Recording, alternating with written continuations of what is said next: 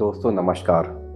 जी मैं doctor Ajay Kumar, cancer रोग surgeon एवं कैंसर रोग विशेषज्ञ, कैंसर अवयव भारत की टीम की तरफ से आज हम बात करेंगे बायोप्सी के बारे में कि बायोप्सी क्या होता है, इसका क्या रोल होता है और यह कैंसर के मरीजों में उसके इलाज में किस तरीके से एक वरदान साबित होता है। लेकिन सबसे बड़ी समस्या है जो हमारे समाज में, हमारे देश में, कि ट्रीटमेंट डिले होने का कारण है बायोप्सी में कन्फ्यूजन। बहुत सारी गलत धारणाएं बायोप्सी के लिए लेकर है, जिसके वजह से डायग्नोस बनाने में दिक्कत होती है, ट्रीटमेंट प्लान करने में दिक्कत होती है और मरीज एडवांस स्टेज में भी पहुंच जाता है बायोप्सी न कराने की वजह से। तो बायोप्सी एक ऐसा वर्ड है जिसको भी हम लोग कैंसर के सिम्टम होते हैं, शुरुआती दौर में ही कैंसर के सिम्टम होते हैं और हम लोग बोलते हैं कि कैंसर को डायग्नोस करने के लिए, कैंसर को पकड़ने के लिए आपकी बायोप्सी होगी।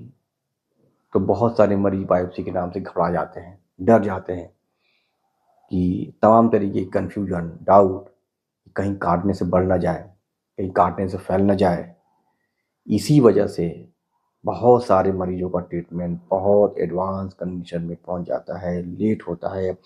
मरीज जब इलाज करने के काबिल होता है, शुरुआती दौर होता है, उस समय वो पेशेंट बायोप्सी नहीं कराता है। पता नहीं उसको विश्वास होता है कि नहीं होता है कि बायोप्सी से मेरा बीमारी पकड़ में आता है। फिर धीरे धीरे बीमारी बढ़ने लगती है और अंततः ट्रीटमेंट कराने के लिए उसको बायोप्सी कराना ही पड़ता है।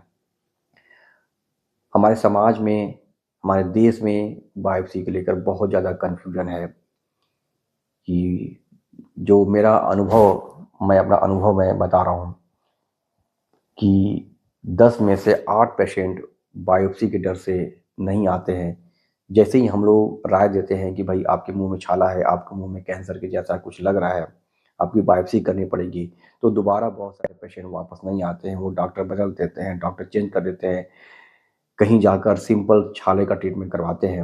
अंततः 1.5-2 महीना 3 महीना घूम फिर के फिर दोबारा आते हैं हम लोग के पास कि डॉक्टर साहब बहुत बढ़ गया है।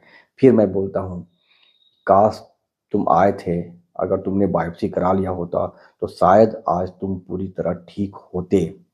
लेकिन क्या मैं बताऊं, कन्फ्यूजन में, बायोप्सी के डर से, कटने की डर से, फैलने की डर से, तमाम कन्फ्यूजन की वजह से बीमारी बहुत बढ़ गई है। तो और बायोप्सी का सबसे इम्पॉर्टेंट रोल है कि एक तो बायोप्सी से हम लोग कैंसर डायग्नोस करते हैं, कैंसर पकड़ लेते हैं। प्लस बायोप्सी एक ऐसा सैंपल होता है जिसको हम लोग हाई लेवल की जांच करा सकते हैं। जैसे हम लोग आईएससी करा सकते हैं। आईएससी का ये फ़ायदा है कि कैंसर किस वैरायटी का है, इससे हम लोग आईएससी पता कर लेते हैं और उसके अकॉर्डिंग हम लोग ट्रीटमेंट, टाइप ऑफ कीमोथेरेपी भी, इम्यूनोथेरेपी भी, टारगेट थेरेपी भी हम लोग डिसीजन बायोप्सी से ही कर लेते हैं। और बायोप्सी का एक और फ़ायदा है कि हम लोग genetic study, genetic test, NGS जैसी उच्च कोटि की जांचें हम लोग बायोप्सी के सैंपल से ही कराते हैं, जो हम लोग को ट्रीटमेंट प्लान करने में, हाई लेवल का ट्रीटमेंट देने में, इम्यूनोथेरेपी देने में हम लोगों का बहुत हेल्प करता है। तो मैं सभी से आग्रह करता हूँ, रिक्वेस्ट करता हूँ कि अगर कैंसर के सिम्टम लग रहे हैं, शुरुआती दौर में है, तो कृपया बायोप्सी से डरें मत, क्योंकि बायोप्सी ही एक ऐसी जांच है जिससे हम लोग आगे का ट्रीटमेंट प्लान करते हैं। चाहे वो सर्जरी प्लान हो, चाहे कीमोथेरेपी प्लान हो, चाहे इम्यूनोथेरेपी प्लान हो, बायोप्सी का एक एविडेंस होना आगे के लिए बहुत ज़रूरी है। तो कृपया बायोप्सी के डर से डॉक्टर को बदले ना, डॉक्टर को चेंज ना करें और सही समय पर, सही स्टेज पर बायोप्सी करा के इलाज कराएं।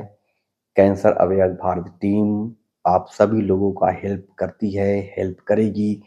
कोई कन्फ्यूजन हो, कोई डाउट हो, उसको सॉल्व करने में, तो जल्दी, अगर शुरुआती दौर कैंसर का है तो बायोप्सी कराइए। अपने को सुरक्षित रखिए, सेफ रखिए, अपने परिवार को सुरक्षित रखिए, सेफ रखिए। जय हिंद, जय भारत। Thank you.